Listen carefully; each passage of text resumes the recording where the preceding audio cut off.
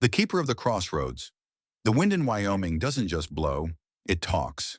It sweeps across the high plains, rattling the sagebrush and carrying the scent of incoming rain over the jagged edges of the Teton Range. For 50 years, Arthur Pendleton had listened to that wind. He was the caretaker of St. Jude's of the Valley, a small, weathered stone chapel built by pioneers in the late 1800s.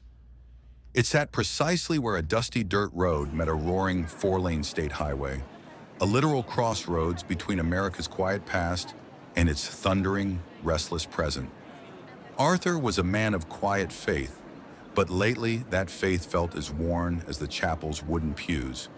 He looked out at the highway, watching the blur of semi-trucks and tourists rushing toward Yellowstone. "They're moving too fast to see you, Lord," Arthur whispered into the empty chapel, "and I'm too old to keep the doors open alone. Is anyone still listening?" He didn't expect an answer. But America has a way of bringing people together in the places where roads cross. The strangers at the door. That evening, a severe summer storm rolled off the mountains. Thunder shook the stained glass, and the power grid flickered and died, plunging the valley into darkness.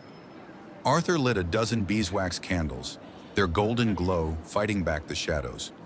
Then came the knock at the heavy oak door. When Arthur opened it, he found three soaked travelers seeking refuge from the deluge. Marcus, a weary long-haul truck driver from Chicago, whose rig had broken down a mile up the road.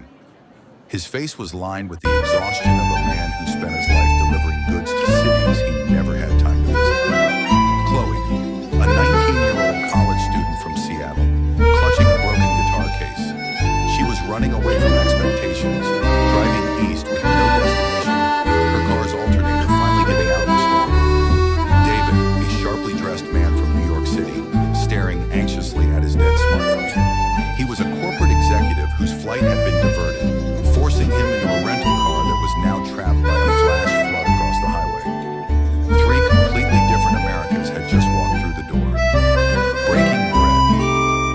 The storms washed out the culvert, Arthur said, welcoming them inside. "You won't be moving tonight, but you're safe here." He led them to the small vestry behind the altar, where a wood-burning stove kept the chill away. Arthur shared what he had: hot black coffee, a loaf of sourdough bread, and a jar of local honey. At first, the silence was heavy. David kept checking his phone for a signal that wasn't coming. Chloe stared at the floor, defensive and distant. Marcus just groaned, nursing hands. We pull up, we turn heads, got the parking lot popping with the multiple jams. Show up, we show off.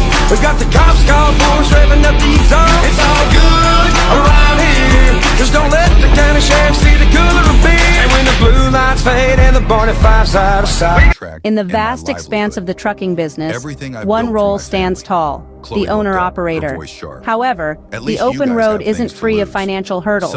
High fuel costs, maintenance expenses, insurance premiums, and the unpredictable nature of the industry can take a toll. Enter Creative Global Funding Services, your trusted partner in navigating these choppy financial waters. We bring you a game-changing solution, an accounts receivable source tailor-made for the trucking business. So, what's this all about? Simply put, it's a way to unlock the cash tied up in your unpaid invoices, providing you with the immediate funds you need to keep your business rolling smoothly.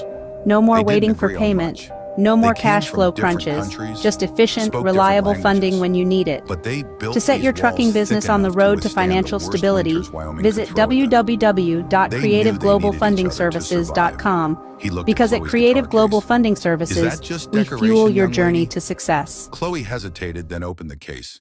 She tuned the acoustic guitar by the light of a single candle. She began to play, not a modern pop song, but an old American folk melody, slow and haunting. Her voice filled the stone room, echoing off the rafters. As the music played, Marcus's shoulders dropped. He closed his eyes, thinking of his wife waiting for him in Illinois. David stopped pacing. He looked out the window at the dark, vast prairie, realizing how small his corporate empire actually was beneath the western sky. For the first time in years, David sat down. He didn't check his phone. He just listened. A quiet revelation. By midnight, the storm began to clear, revealing a massive canopy of stars. The kind of sky you can only see in the heart of the light pollution of the cities cannot reach. The four of them walked out onto the wooden porch of the chapel. Above them, the Milky Way stretched like a river of silver light. "I forgot," David whispered, looking up at the cosmos. "In New York, you forget the sky is even there." "God builds on a grand scale out here," Marcus agreed, standing shoulder to shoulder with the city executive. "Makes a man feel small, but in a good way, like someone else is doing the heavy lifting for a change." Chloe looked at Arthur.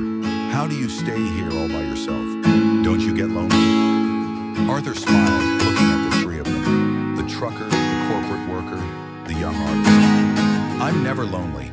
Every day the world sends me people who are running out of gas, both literally and spiritually. My job isn't to fix the world. My job is just to keep the light on so you can find your way when it gets dark." The morning after. When the sun rose, it painted the Teton Peaks in brilliant shades of pink and gold. The highway department had cleared the road.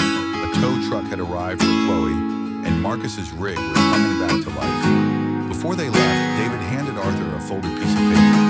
It was a check, large enough to repair the chapel's roof and keep the heat running for the next decade. "For the electricity," David smiled, shaking Arthur's hand. "Thanks for keeping the light on." Marcus gave Arthur a bear hug. "See you on the flip side, preacher. I'll be honking every time I pass this mile marker." Chloe didn't say anything, but as she got into her car, she waved, her guitar sitting proudly in the passenger seat. She wasn't running away anymore. She was just moving forward. Arthur stood on the porch, watching the cars filter back onto the highway. The wind blew again, but it didn't feel lonely anymore. It felt like a promise. He walked back inside, swept the floor, and left the heavy oak doors